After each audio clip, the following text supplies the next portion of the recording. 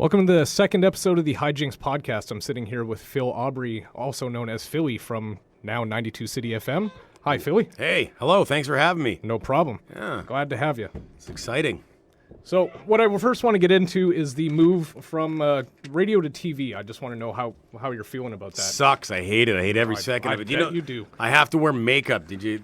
Like, I never thought in my life that I would ever utter the words I put on makeup in the morning before my show. No, honestly, it's a great opportunity. Of course, now the hybrid 92 CITI FM, CITI TV. It's the same radio show. That hasn't changed at all. We're just now broadcasting on CITI TV. So if you've always wanted to know what I look like, and I know all the ladies out there have been dying to know what I look like. Not really, not at all, in fact. But no, I mean it's been cool. As far as the show goes, it opens up some new avenues as far as if we have a band in or an interview or Kelly Butler or Hooters Girls. And we're just getting started, right? It's going to evolve. We've got all kinds of ideas to incorporate the TV audience as well. But there have been some changes. I mentioned I got to put makeup on. I mean, a little wee bit of makeup, but just so I don't look like a sweaty mess on camera. And you come in a little bit earlier, and I had to buy a couple new shirts. Well, my wife bought them for me and told me they look good. So been a couple of changes, but by and large, it's the radio show with cameras. Well, I guess they don't want you to change your wardrobe or anything too much. Like, they hired you as a personality, so you don't want to. They don't want you putting on airs trying to pretend like you're something you're not. Well, you sound like one of my bosses actually talking to me, because that's kind of exactly what they said. They said we want the radio show, and we had all these conversations like, should we be wearing like business casual? What should we do? And the directive we got from above was no, we want the show. So what you wear on the radio show, how you look, how you act, we want everything about the radio show just on TV. Now having said that, you're on TV, so I comb my hair more than I used to. I may or may not have bought a few new shirts. A little bit sharper, but by and large, it's jeans and shirts still, and we still wear a hat once in a while. So like a little bit more hair products in the bathroom at home now? Yeah, I get up a little earlier. I actually have a shower before work now. So. Oh, good Lord. Hey, you called out the V-neck that I'm wearing today. No deep V, though, so you're doing good there. Is that, so there's actual varying levels of V-necks? Oh, yeah. See, this I didn't know. This is not a deep V-neck, right? No, that's an acceptable level for a man to wear. Okay, good. I actually think Wheeler wears deep V-necks. I'm not sure. I'll have to ask Rena. She would know something like that. Usually if there's like chest hair popping out, you can consider that. Okay, I think he's okay on that too. So I don't think he's wearing the deep V-neck. Then the rule is no less than 3 inches to the nipple. I think that's the rule. Yeah. Oh yeah, I'm gonna get a ruler out. This is it's good. Like that SNL sketch they did with Ben Stiller on the V-neck. They had ones that like went down all the way under the balls, and that's how deep the V went. Like, it was just nice. Yeah. Yeah. Now, talking about the radio, has there ever been anything you wanted to do on air that you just had to take a step back and go, like, there is no fucking way we're getting away with that? Like, the guy on our show that comes up with all those ideas that, Wheeler comes up with a lot of outrageous ideas, and sometimes we do them and sometimes we don't. And we have a little running joke with the two of us that he's the devil and I'm the little. How does that work? The little. You know how you see that? Oh, he's the devil the angel devil. Yeah, he's the devil on the shoulder. And I'm the angel. And I'm always like Wheels. Like at least once a week, there's a conversation with us where he's proposed some outrageous idea, and I'm like, Wheels. I don't know, man. Should we do this? So I don't know that I've come up with too many ideas where I want to do that, but I can't. I don't know if we get away with it. It's more like that's the dynamic on the show where he comes up with the ridiculous stuff. And I know when I was working evenings at Power 97, I suggested to my then boss, because I was doing a lot of bar gigs, and I said I wanted like an entourage or a posse. Oh yeah. To hang out with, because if I'm going to be at a bar, I don't want to be by myself. So I suggested that I get like 6 guys, listeners, who are willing to join my posse, or girls, and we all wear fur trench coats. And that was my idea, and it got shot down. He's like, no, that's ridiculous. A, nobody wants to hang out with you. B, you're not wearing fur trench coats. Just too gimmicky. Yeah, it's just not going to work. So I was really disappointed that I couldn't have a posse. But that might have been one of my biggest. That was my biggest letdown. Someday I'll have a posse or an entourage. I'll just keep working at it. I'm sure you'll probably have a waiting list one day. Yeah, nowadays maybe I should try it.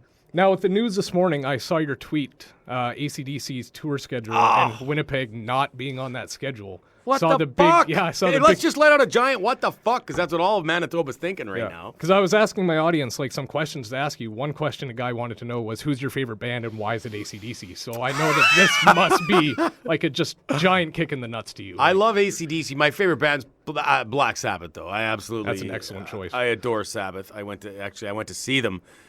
Getting off AC/DC for a second. Yeah, they're not fine. coming to Winnipeg. Who cares about them now? Who No. cares now, yeah. But I got the chance finally to see Sabbath in their entirety. Well, minus Bill Ward, but it was still badass for me. In the summer, would it have been the summer at MTS Center?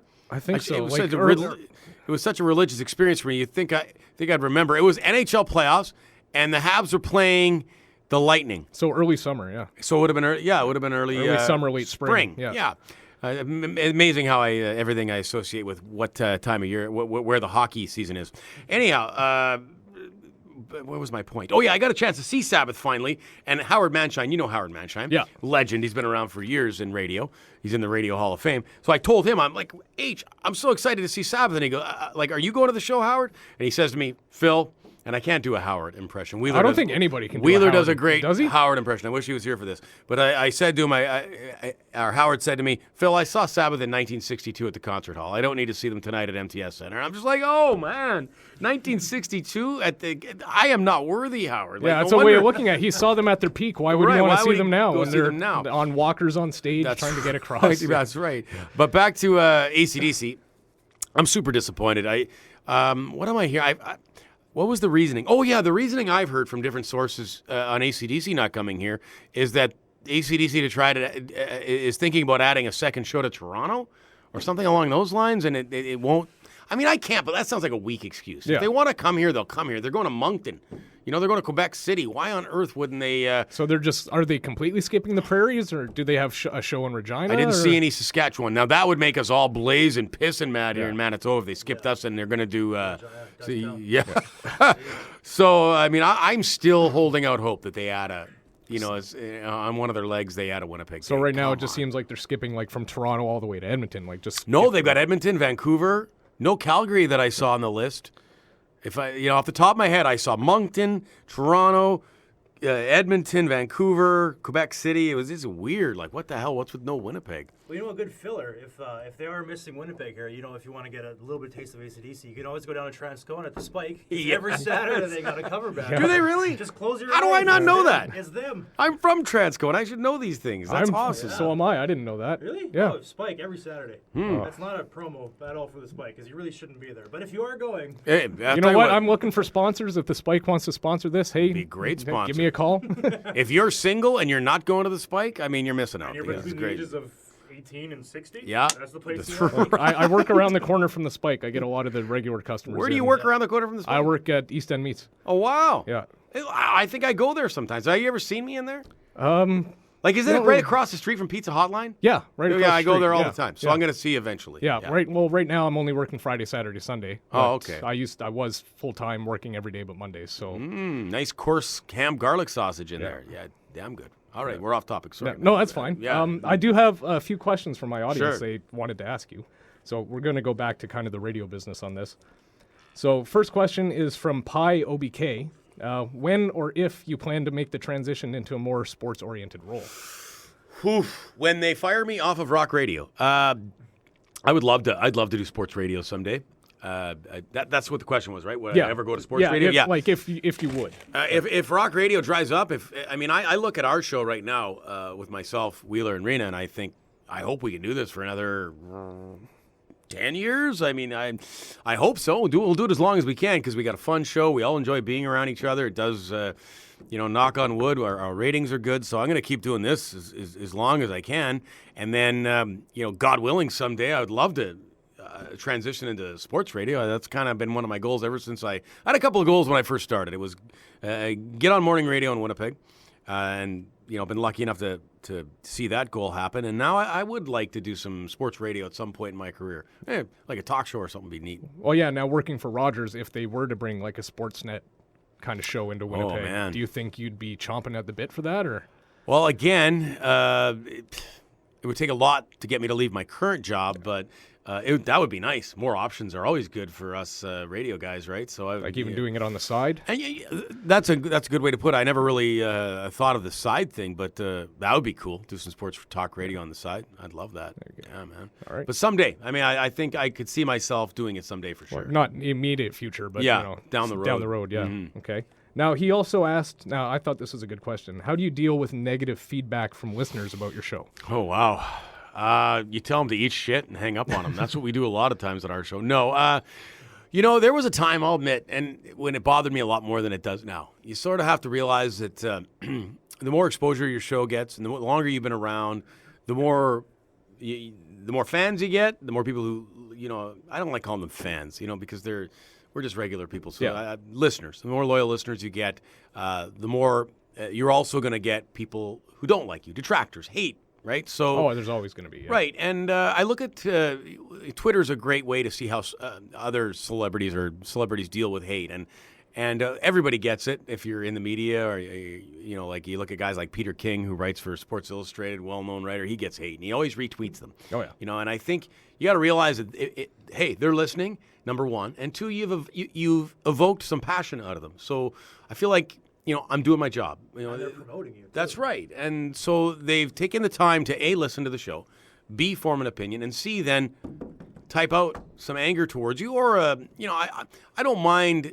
When it gets personal, that can sting a little bit. I would prefer, like, hey, disagree with my opinion. Let's get at it. I think that's cool, and that's what makes the world go around. I have no problem with people disagreeing with what I have to say. But, there's still, if you're having an off day and you say something and you get a little bit of hate or a bunch of people telling you you're an asshole, it can still bother you. I mean, hey, we're human beings, right? But by and large, I just like to think it's people participating in the show their own way. Now, do you agree with him, like, kind of retweeting those, like, bad comments, like, kind of giving them the attention? Because that's kind of what they're looking for. Right. That's what they're looking for in the first place. With Twitter especially, the best insult you can give someone is not replying to them. Yeah. So, but I like retweeting. If it's funny and creative trash talk, like, give her, man. That's my way of almost saying, I appreciate that. You don't agree with me, and you're kind of calling me an asshole, but that was well done. The way you put that out there, that was funny. Can you think of, like, an example of something you've gotten that what kind of made you laugh and hate the person kind of at the same time? I do have an example. It was beer league hockey. I play beer league hockey at Canland Sports Highlander. Matt can relate to that. Oh, you play? Yeah. You play? I get calls all the time. Yeah. Have I ever played against you? Have we play against each other, Matt? I don't know. Oh, okay. Sure, what team do you play for? I play for the participants. Nice. We're a very low division, so you may not have played like us. A D, maybe. Yeah, in the That's D's. kind of right up my alley. Oh, okay, well, I played a C game one time. That was bad news. I can tell you one thing: I haven't scored against you because I don't score many goals. But anyway, I'm out there and we're playing, and I did something. I got into a little skirmish and maybe some trash talk, pushing and shoving. It doesn't happen that often in beer league, but it happens. It's hockey, right? The boys being boys. So there was maybe a shoving match, and I'm going back to the bench, and one of the guys yells from the bench, "Hey, Philly, I got a tweet for you. You're a fucking asshole."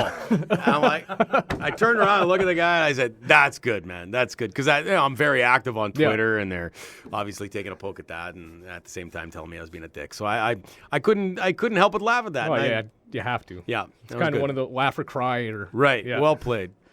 Okay, now question from Stompin' Tom. Not the Stompin' Tom. Oh, that's too bad. That would have been one of the highlights of my career. As an East Coast boy, I would love to get a question from the real Stompin' Tom Connors. But Stompin' Tom wanted to know, traditional radio is in decline. How do you expect radio to survive with even greater competition from satellite radio, internet radio, and podcasts like this one, where people can customize their listening kind of like radio on demand? We've been hearing about that same question for a long time. Oh God, and even people trash talking us with, "You guys are dead, man. Satellite radio." And hey, I like satellite radio. I respect it. There's some good content on there. But here's the way I look at it is, people will always want their local radio. I really firmly believe that. I think it's still proven. It's that. Sure, it's great to hear about college football, NFL, or hear from Howard Stern or whatever. But at the end of the day, I know me personally, even before I got into radio, I want some I want to hear about my local hockey team. I want to hear the local weather, local politics, and I want to hear it done creatively. So I want to hear you trash talk the mayor, and I want to hear you make fun of the roads and the girls in Transcona and the Jets and Evander Kane, and that will never go away. But the girls in Transcona are kind of an easy target. Well, in more ways than one, right? Yeah. So, and thank God, Very hey, true. we love them Transcona girls, but I just think that will never go away. People will always want that, and so I will say this: it makes us. We have to be more creative, and we have to work harder at it. There's more competition. It's out there. We got to acknowledge it and bust our asses to be even more local. Know what our listeners want to hear, and really, focus more, and make sure we're putting on good shows every day. And I think we, keep bringing up our show, but I think we talk about that all the time. What do our listeners want to hear, right? And I think we've gotten We've had a lot of the same listeners for long enough that we have a pretty good idea that what our core audience and even new audience members, what they want to hear, new listeners, and it's all those local things I just said, and presenting them in a creative, funny way. Like, let's have some fun, right? You're going to work, and you don't want to. You want to laugh, right? You want a little bit of an escape. So we try to put some kind of a funny spin on just about everything, but. Yeah, I think just sort of to answer the question, that it just makes you focus more, and it makes you, really make sure you have a good idea of what your audience wants to hear. Yeah, so the extra work you put in, you find you're having more fun with it now, or? Oh, I mean, it came pretty natural to us because we're all pretty, like, especially Wheeler and I. Rena, not as long in this community as Wheeler and I, but we have a pretty good idea. We hang around with a lot of our friends are from this city and the listenership, so we have a pretty good idea going in as far as, how we talk on the radio. The reason the show comes easy for us is pretty much how we talk with our guys on our beer league team, how we talk when we're over a beer at Joey's or Earl's. So it's come pretty easy to us figuring out, like, what maybe our audience wants to hear, and that's just. Yeah, it's not that hard for us. We've as far as figuring out what the audience wants to hear. Yeah. Was the rapport between, like, you three, like you, Wheeler, and Rena, was that easy to come by at first, or was there kind of like a transition where it was not so smooth at first, and you just had to kind of find your voices together? Or? When it first started, it was Wheeler and I had a rapport, but we'd never done a show for long periods of time together. Yeah, so and you had worked with Rena before you worked with. That's right. With So Wheeler, we had right? a rapport, but all three of us together, there wasn't necessarily a rapport. It helped that we all knew each other pretty well. So there was that. That was sort of an easy transition, but we had to learn where to bug each other. Yeah. Rena was new to Winnipeg completely, so Wheeler and I were making a lot of local jokes. It's what we do, localisms, like I just mentioned, bugging Transcona, talking about the Jets and Bombers, local politics, bad streets, potholes. And she had to catch up on all that, right? Like, what are the Winnipegisms? And she's there now. Like, you listen to the show, she knows it. She knows this city. She's a local. Oh. But in the first year, there would be times I'd go out in public to do an event or something, and people would say, like, does Rena, are you paying her by the word? Like, because she doesn't have a lot to say some mornings. And I would always say, hey, give her some time. She's got a lot to say. Trust me. She's just feeling her way through. She'll get there. And yeah, she's right in there with us now. But yeah, I think with any new show, it's going to take time, and you got to learn where to go after each other, because we beat up a big part of the show is beating each other up. Yeah, and you got to know, like, Wheeler's good at everything guy, right? I'm a great golfer. I'm a great cook. So, I bug him about that all the time, and then Rena's a horrible driver, and I'm a terrible husband, and, so there's all these areas where we've figured out to go after each other, and that's, you got to learn, you got to get comfortable with each other before you can do that. All right, that's awesome. 'Cause That's it? I can hear Rena say, like, she's not afraid to take Wheeler down a peg every. Like, She bust goes his after chops him and, hard. Call him They- on his bullshit now. So. They scrap all the time, yeah. And, Wheeler, as the central figure on the show, he talks a lot. Yes. So there's going to be a lot of areas for Rena and I to go after him. And I always tell, the way I explain it to people is, we try to represent the audience in your car. Like, when Wheeler's telling a story, what's that guy driving to work thinking? Like, half the time he's thinking, you're full of shit, Wheeler. Like, so we got to represent, knock him, like you said, knock him down a peg Yeah. when he needs it, and it comes pretty naturally to Rena and I to make fun of him and have some fun with him, and he takes it well. He knows he's the dick, right? He's good at being as long as he's aware. Oh, right? he's a proud asshole. If he was here, he'd tell you that. So he has no problem with us coming after him. It's part of what makes the show fun. Well, that's good. Yeah. All right. Now I got one from Juanito WPG. Is overnight radio missing something by not having a live announcer to give a little bit of personality to the signal?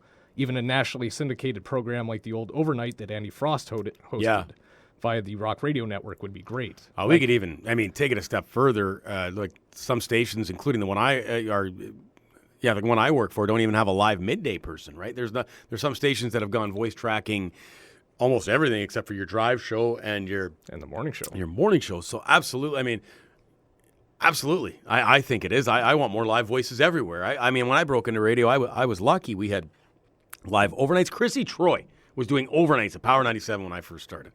Wow. You're working overnights at a gas station. You got Chrissy Troy. How cool is that? Yeah. But that was the grand old day of radio, and they actually employed people. And when you're a student coming out of radio college, you could get a job like that and learn and cut your teeth, and learn the industry a little bit. But it's a little tougher now because are there overnight jobs in Canada? If there are, there aren't too many. There doesn't seem to be very many. The overnight jock is kind of dead now. Yeah. And that seems to be like his point. Like that's the problem. Like it's for people, especially because he says he works overnights. So right. People that work overnight shifts, they're stuck listening to, pre-recorded bits or just straight music like all night. Like, and when these big companies that own these stations, when they look at the bottom line, unfortunately, they don't see the need for an overnight jock anymore, and it's unfortunate because I think it's a great way to cut your teeth. If it was up to me, I'd have live jocks everywhere. Yeah. I really would. I think it adds to any radio station, but especially because we live in like a 24-hour news cycle. If there's breaking news overnight, there's nobody on air to let you know what's going on. So I understand it. These guys who wear suits and smoke cigars and make big radio decisions and carry briefcases and have meetings that I'm not invited to, they have to sit around and they look at budgets, and they go, "Oh, what do you think? We should cut some," so they have to make these decisions to because they got people above them going, "Well, where are we going to cut back? Where are we going to keep making money?" Yeah. So I get it, but it doesn't mean I support it. Back in the day, man, there was jocks all over the place, and you walk into a radio station and there was staff all over the place. And, a lot of stations, unfortunately, are going to more of a bare bones approach. As that has to do with, as technology advances, they don't need the staff there as much? Or? Well, yeah, you can have people voice track out of Vancouver for a station in Winnipeg. I'm assuming, 20 years ago, oh my God, that would have been a gigantic operation getting somebody to do that. You would have had to do reel to reel and then mail it FedEx. Here's your show for today. Yeah. So it's thanks to technology, you can do things like that and have guys who try to sound local on the air, and it takes away from a job locally, which sucks. Yeah, but you can tell they're just reading from a script. Totally. You can hear it. Absolutely. Yeah. I've always not only do I, because I'm in the industry, I can typically tell when it's voice tracked. I have the ear for it. No, but I didn't like voice tracking myself. I've had to do it in my career where I remember when I was working the drive show at Power, they made me voice track the weekends. And I didn't like doing it because there's a feel about a live show. There's breaking news, the weather, whatever the hell's going on in the world. That I always fed off that not live phone calls, but taking phone calls on a certain topic. I love that, the juice. So when you're voice tracking, I felt like I lose all that. So it's easy to fall asleep voice tracking, So I never enjoyed doing it, and I don't enjoy listening to it. I would rather a live jock any day of the week. Do you guys get a lot of fun out of the bone phone? Oh man, you know what? It was Hal Anderson. I think Wheeler would say this was Hal's quote, but his big thing was let the listener be funny. We got so many listeners that are so funny. Let them be. So that was a big part of the phone calls. And now you go to the bone phone, and they used to call it the knob line when Wheeler and Hal did it. Oh yeah, yeah. But let them have some fun and let them be funny. And I love going through that thing every day. We get we probably get 20. I probably get double the calls that we actually play. And we get some. We get some beauties calling that thing. Oh, I imagine my High Jinks partner, my co-founder of this, him and his buddies, they have a drinking game, and it's like basically throwing a dart at a cutout pizza box. Oh, And yeah. they have different shit written on it, and one of them is called the bone phone. Oh, really? Yeah, so they call in like all the time. You might even know them because they end every call with "bye." I think it is. I Yeah. think he called and told us about said drinking game. That is that's awesome. And Yeah, we that's love. him. I mean, it's a great way to stay in touch with your listeners. And I'll tell you like a quick funny story. So we've got this bone phone where we touch base with our listeners. We get their point of views on the air every day. At 8:05, by the way. Anyway, so we're at a conference of radio consultants. It's Canadian Music Week, and we're in a conference room. We've got this guy from ESPN that they've flown in to lecture us on the finer points of radio. Everybody listen up and have your pens out because I'm going to teach you about radio. So, which it's a cool trip going to Canadian Music Week. We get to go drink with people in the industry for a week. So it's a lot of fun. But you have to go to conferences until you figure out a way to sneak out of them. So we're listening to this guy lecture. He's from ESPN, and he's got some interesting things to say. And one of his big points was, if you haven't established a phone line, a voicemail where your listeners can call up and leave you messages, and then you can play the calls the next day, you need to get on this. This is a big thing right here. Everybody's starting to do this, and we're sitting there. Wheeler, Rena, and myself are going, hey, over here, we already do that. Been doing it for a long time, and it works great on our show. And, so it's kind of neat to have somebody presenting an idea to other radio stations, and all the other stations go, wow, that's a fantastic idea. And you're just sitting there being like, tell me something we're, new. We've done it already, and it's hugely successful. Yeah. And I can't imagine. Honestly, I can't imagine the show without it. It's a huge part of the show. Yeah, it's one of the funniest bits. Yeah. Like it just gives you you guys so much to just run off of and just go cool. to it. Like, yeah. Thanks, man. Yeah, we love it, and it's a center. And you know what else it does is. Because you remember we were talking a little bit earlier about staying local, staying on point, making sure we're talking about what people are interested in. When you're taking phone calls on a voicemail like that, those 15 to 20 calls will typically tell you what people are talking about, what they'll be talking about at work with their buddies, what they'll be talking about at hockey with their buddies. It's like making the listener making you a list of what's on their mind, and so it's a great way to evaluate what we should be talking about too. Oh, of course, yeah. It's water cooler radio. Bang, right there. Yeah. Yep. All right. Now, our final question. Final question. This is awesome, man. Come on, invent some more. I got to keep it short. Okay. I might edit it down into 2. We'll see how long this goes. But, might play around with it. But Derek D26. Now, this, I think, is the biggest question. If you could change one thing on your show, what would it be? Oh, wow. What are you trying to do? What are you trying to break up the show here? If I could change one thing? Like change or add? Or let's like see. if there's something you guys aren't doing that you'd like to do. Something that, That's a great question. Fart soundboards. Yeah, I think more like a wacka wacka wacka whenever we have a bad joke. This is going to sound pompous, but I wouldn't change a thing. I honestly no, it's can't. fine. If I there can't isn't think, anything, then there's nothing. Right? I can't think of anything off the top of my head that I would change given the opportunity. I know we do a lot of live phones, and that's a huge part of what we do right there with the bone phone.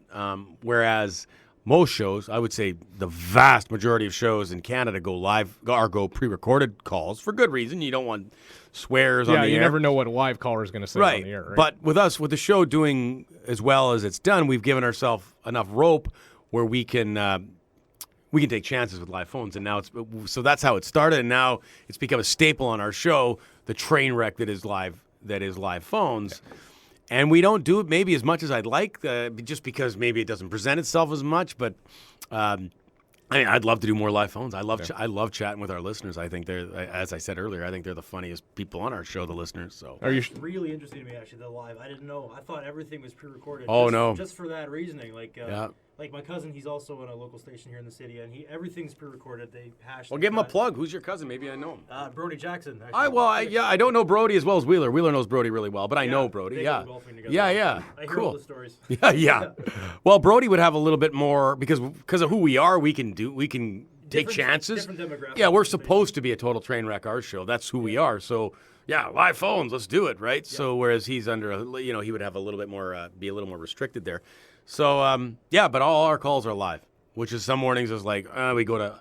hey, City, and it's dial tone, or it's, hey, City, hey, fuck you guys. All right, thanks, buddy. Thanks That's for the feedback. Right. That's awesome. We'll take that into consideration. Yes, well, let me just jot that down. Good. Goes a couple bucks off a paycheck. Yes, yes. Are you sure you wouldn't want to change by, adding a makeup person so you don't have to take that giant pancake to your face every morning? You were listening yourself? you were listening earlier. Good, yeah. I was taking notes. Okay, good. You were talking about the TV side of things, and of course, how I have to do my own makeup. Poor me. I know, like, first world problems, but I honestly thought when we started doing this TV endeavor that there would be a makeup lady there who would come over and just take 2 minutes and. You would assume that's a pretty fair assumption. I don't think that's being, a diva at all. Like, that's a pretty fair good. assumption. Thank you for supporting me because we've done commercial shoots in the past where you've seen our commercials, maybe. I'm not sure. Yep. But we've done advertising campaigns that are the commercials. bathtubs are funny. Yeah, they are fun. But when we've done those, there's been a lady there doing our makeup. So I just assumed that's how TV went. And apparently not, because I asked when we first went into the TV thing, like, hey, who does our makeup? And literally the suit, the person, the brass, one of my bosses said, your right hand does your makeup. You don't have a makeup person. Who the fuck do you think you are? Go home, you're gross. Yeah, your ex-girlfriend's your makeup person now, right? Use your right hand. So I had to go get a makeup lesson at Mac in St. Vital Center. Oh, that's classic. It was awesome. It was so humbling. And so they showed us how to do it, and it's super basic. It's just so we're not shining in the cameras, and so it takes me 2 minutes in the morning. But still, I don't enjoy sitting in my chair getting ready for the show and go, oh shit, I got to go do my makeup. Right? Yeah. It's just something I never thought I'd have to do. So good problem to have, I guess, because we're on TV and it's great for the show. But yes, if I could change one thing about the show, scratch that whole live phones thing. I've got a makeup lady. All right, Rogers, if you're listening, one demand from Philly: makeup lady. Makeup lady, do it, make it happen. Now, do you have anything coming up you want to talk about or promote before we're done here? Yes, I do. We are going to be loading up a plane full of 92 City FM listeners and people who watch on City TV. It doesn't matter whichever way you watch us or listen to us. And we're going to be taking a bunch of winners to Las Vegas. So it's going to be a get the hell out of here. I'm not really supposed to divulge any details, so they probably, I could get my knuckles wrapped for this. But it is a podcast, right? So it's not like I'm announcing it to the world. With all due respect to your podcast listenership, it's a brand new podcast. I have maybe 30 listeners. Okay, so you 30 people, don't tell anybody, but get prepared for this. In the coming months, we're going to be giving away trips to Vegas, and Wheeler, Rena, and myself are going to be hosting the trip. So it's like we're So a bunch of listeners and you three all going to Vegas. All go to together. Vegas to get crazy for 3 days. It's going to be. And I can't wait. From the old stories you were telling, I can only imagine how that's going to go. Yeah, we're already. So get your livers ready. Yes, so, yeah. that's a good way to put Tigers it. in the bathroom? Yes, there better be, and no wives allowed. Well, I would hope. At least that's my rule. It's Vegas, right? So why would I? I tell her it's a work trip, honey. It's a work trip. She doesn't listen to your podcast, so I can, I could probably take her if I wanted to, but I'm telling her it's a work trip. Well, there you go. All right. Well, thanks for coming in. Hey, man, I had a lot of fun. I did too. This was fun. Anytime you guys want to have me on your podcast, just let me know. Yeah, we might. Yeah. We'll arrange something. Yeah, cool. All right. So this has been the High Jinks Podcast. I'm Jared Marshall. Thanks for listening, everybody, and take care.